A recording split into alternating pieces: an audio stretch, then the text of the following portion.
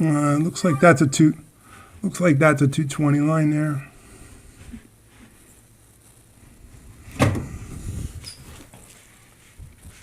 Yeah, you got a 110 line up here, There's 220 for the dryer, and it looks like a 220 for the washer. on the other machine there.